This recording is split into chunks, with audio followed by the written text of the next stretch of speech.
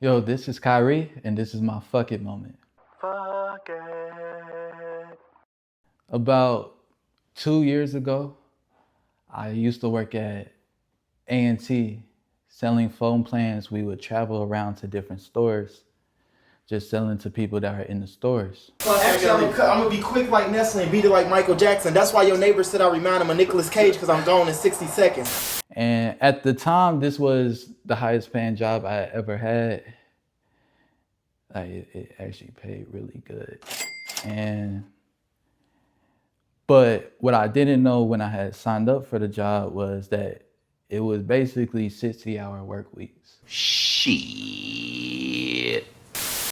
So I was working this job and still kind of trying to do music on the side. But, with a 60-hour work week, it's kind of hard to do anything besides that job and sleep. So I was at that job for a while, but the whole time I was kind of debating in my head, like whether I was like, if I just take all this time I'm spending at this job and put that in the music, I just feel like my music career would be in a way farther along the path than trying to do it how I'm doing now. But the money, you know what I mean?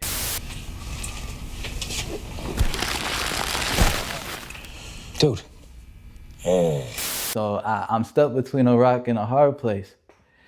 And it kind of got to a point where I was like, I just don't know. Something just don't feel right about spending all this time over here and not putting any time into music. So one night I prayed to God and I was like, I'm gonna use this next day to decide whether I stay at this job or I leave it and go all in on music. And I had the conversation with my dad that night before. Next day I go into work. We go to this Target, right? We in there trying to sell phones. I see a family. They're kind of in the book section. It's a husband, wife, and they have like 3-4 kids. She's got a smile that it seems to me reminds me of childhood memories, where everything was as fresh as a bright blue sky. And, I'm just making conversation. And he was telling me how, I want to say he was from Texas, and how he had a good paying job.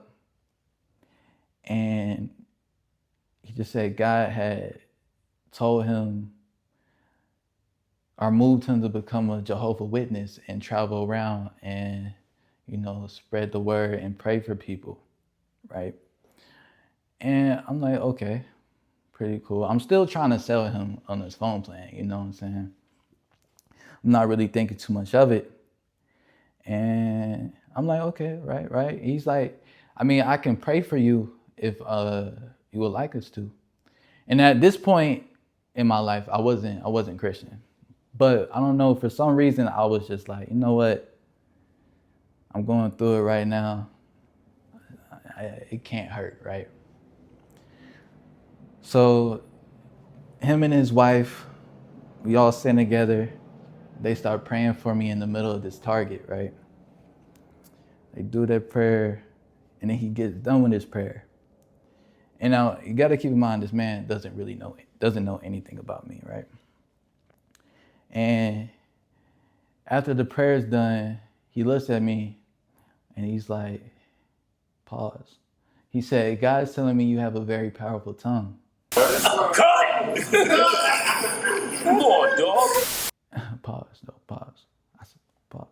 But God's telling me you have a very powerful tongue and you have the ability to move people, like really move people with your words.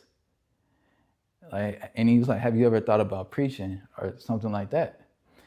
And in the back of my mind, Because keep in mind, he doesn't know anything about me, but I was rapping at the time, and I'm thinking like, that's crazy that that's the thing he said. And then after he said that, he said, God is telling me that you're waiting to take a leap in your life. And he's telling me to tell you to take that leap of faith, and your gift will take you the rest of the way. So that was the last day I went to work selling phones. About a month later, I got an internship at a recording studio, and I've been all in on music ever since. This shit ain't cheap, I'm tasking again. Getting to the money, put the cash in my hand. Used to be broke, we was ratchet then. But rap pay good, put my mama in the bins. Fucking the model, the two best friends. Say you used to be shy, never was shy.